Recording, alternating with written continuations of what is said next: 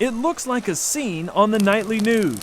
The crackle of fire, smoke, and water streaming to the rescue.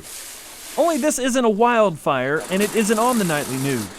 This is hay that spontaneously combusted. And then that heat will be concentrated in a small area. Daren Redfearn is an extension forage specialist at OSU, and he has seen these scenes before. The biggest problems you have are when you put hay that's not dried or hay that's been dried and rained on, that's re-wetted itself into a barn, and it tends to produce heat, and you'll have a hay barn fire. One of the things that does occur, and we tend to forget this a lot of times, is that when we go in and immediately harvest these forages, they have that high water content, and even when we cut them immediately, they don't, even though they begin the drying process, one of the things that does continue is the process of respiration. Now the process of respiration, that's a normal plant process that the plant uses to produce food for itself. One of the products of that respiration process is the production of heat. And that production of heat will occur until the moisture content of that hay drops below 40%. The second thing where moisture can cause us a problem is even though we have reached that 40% moisture content, we're still not yet to that 20% that would define dry hay. So what happens between the 20 and 40%, we can have some mold growth that tries to occur during that hay. And that will typically occur after when we bale it between that 20 and 40%. Okay, and as these molds are growing, the process that they use for growth is also respiration. Okay, so the growth of molds will also produce heat. Now, how does that hay fire happen, and are there things that help push it towards this spontaneous fire or even catching fire? Yeah, the thing that causes the hay fires, as it does with all fires, you need three things, and those things are a source of fuel, a source of oxygen, and a source of heat. We've talked about the heat. The fuel is pretty obvious because that's the hay itself.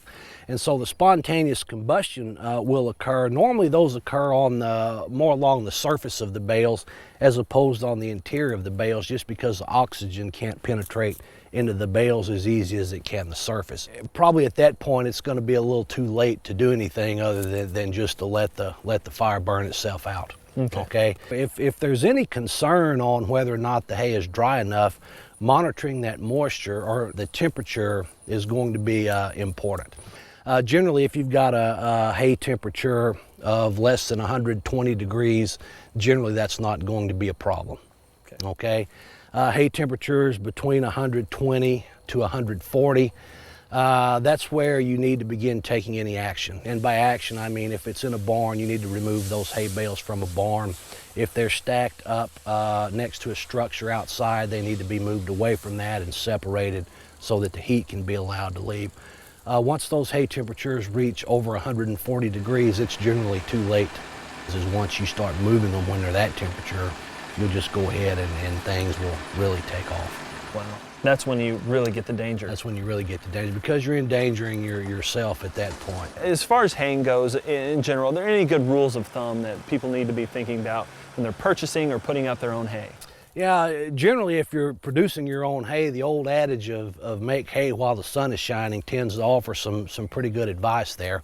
The most important thing to remember is that we need to get this hay dried as quickly as possible.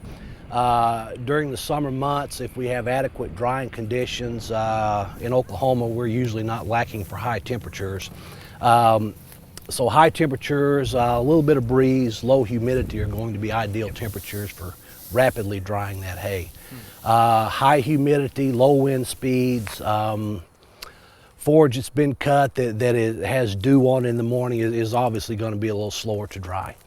If there's any concern about whether or not the hay was baled at a proper moisture, the bale temperatures need to be monitored very closely.